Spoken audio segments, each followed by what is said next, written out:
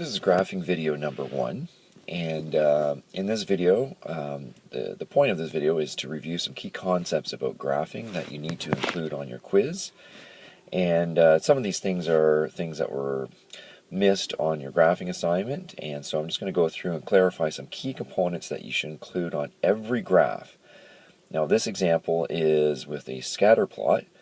However, the basics of each graph, whether it's a bar graph, a histogram, or a pie chart, all of these components need to be included in order to clarify what the graph is actually representing. Because remember that graphing is a way to communicate your results, and it's important to communicate your results clearly.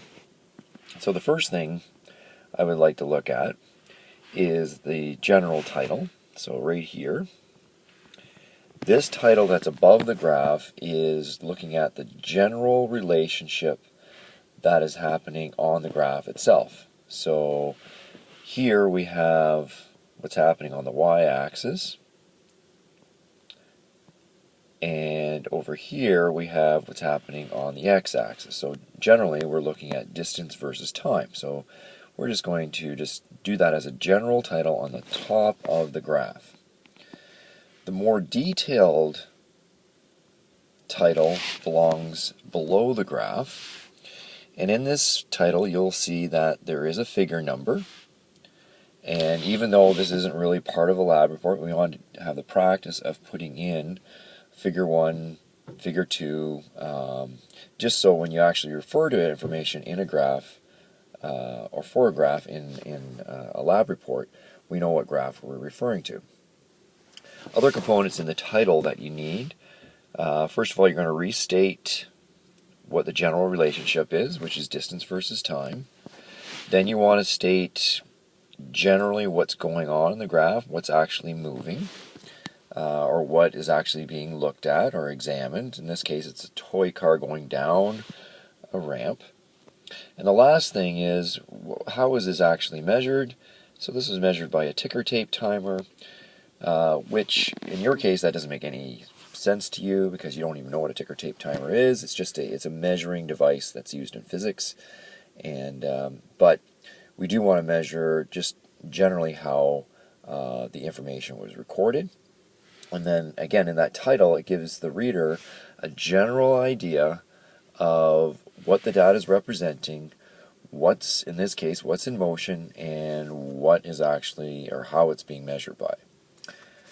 The other key components for a graph, you have, in this case, you have line of best fit, which I use just LOBF, right? And that is used for a scatter plot, so it's finding an average of the data points.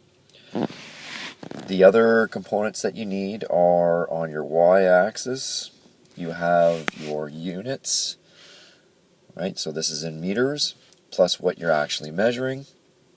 It doesn't need to be super long, it just needs to indicate what exactly is being measured and what units we're actually going to use. And the same thing would be for your x-axis, right? So in this case we're measuring time, and it's measuring seconds. One of the last things you want to make sure as you're making your graph is that you have an appropriate scale. Your scale is drawn neatly. It has the units that are equally distributed apart, and that you can actually read your numbers. So sometimes, like in this case, right, I put a space between my intervals because I can't squeeze a 3 in there and still be clear on my information. So I just went up by 2's. Still, each square is representing 1. However, I've just gone 2, 4, 6, 8, and so on, just to make it clear on my graph. So again, all of these components are part of every graph that you make. Again, whether it's a histogram, whether it's a bar graph, whether it's a scatter plot, or whether it's a line graph, all that information needs to be included because you need to communicate where the information came from and how it was derived and what kind of units you're using and so on. So For the quiz that's on Monday, you will have to graph some sort of data.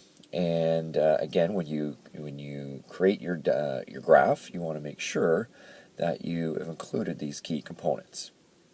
There will be a second video put out, and it will be just a kind of a brief overview of the different types of graphs, which we'll just go through a PowerPoint. Again, you want to observe that video as well, just to do a little bit of review of when and where you use the different types of graphs.